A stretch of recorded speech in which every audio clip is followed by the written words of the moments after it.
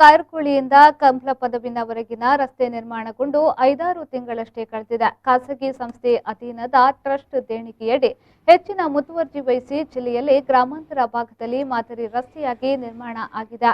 ಆದರೆ ಹರೇಕಳ ಅಡ್ಯಾರ್ ಸೇತುವೆಯಿಂದ ಮಂಗಳೂರು ವಿಧಾನಸಭಾ ಕ್ಷೇತ್ರ ವ್ಯಾಪ್ತಿಗೆ ಹಂಚಿಕೆಯಾಗಲಿರುವ ಕುಡಿಯುವ ನೀರಿನ ಯೋಜನೆ ಕಾಮಗಾರಿ ಕೈಗೊಂಡಿರುವ ಕರ್ನಾಟಕ ಜಲಮಂಡಳಿ ಇನ್ನು ಉದ್ಘಾಟನೆಗೊಳ್ಳದ ಮಾದರಿ ರಸ್ತೆಯನ್ನೇ ಒಡೆಯಲು ಮುಂದಾಗಿರುವುದು ಸಾರ್ವಜನಿಕರ ಆಕ್ರೋಶಕ್ಕೆ ಕಾರಣವಾಗಿದೆ. ಸುಸಜ್ಜಿತ ಚರಂಡಿ, ದಾರಿದೀಪಗಳು, ಫುಟ್ಪಾತ್ ವ್ಯವಸ್ಥೆ, ರಸ್ತೆ ವಿಭಾಜಕದಲ್ಲಿ ತಂಪೆರೆಯುವ ಗಿಡಗಳು ಹೀಗೆ ಜಿಲ್ಲೆಯ ಗ್ರಾಮಾಂತರ ಭಾಗದಲ್ಲಿ ಎಲ್ಲಿಯೂ ಕಾಣದ ರಸ್ತೆ ಮುಡಿಪು ಭಾಗದಲ್ಲಿ ನಿರ್ಮಾಣವಾಗಿದೆ.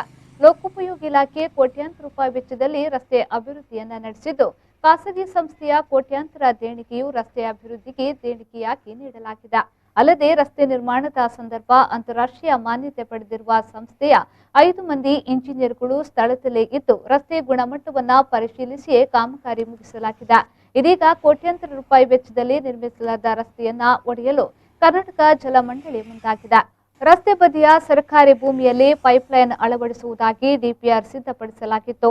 ಆದರೆ ಇದೀಗ ಏಕಾಏಕಿ ಬದಲಾಯಿಸಲಾಗಿದೆ ಅನ್ನುವ ಆರೋಪ ಕೇಳಿಬಂದಿದೆ. ಜನರ ತೆರಿಗೆ ಹಣದ ಪಾಲನ್ನ ಹೊಂದಿರುವ ರಸ್ತೆಯನ್ನ ಉದ್ಘಾಟನೆಗೆ ಮುನ್ನವೇ ಒಡೆಯಲು ಸಹಾಯಕ ಆಯುಕ್ತರು ವಿಶೇಷ ಆಸಕ್ತಿಯನ್ನ ಹೊಂದಿರುವ ಕುರಿತು ವ್ಯಾಪಕ ಟೀಕೆಗಳು ಕೇಳಿಬಂದಿದೆ.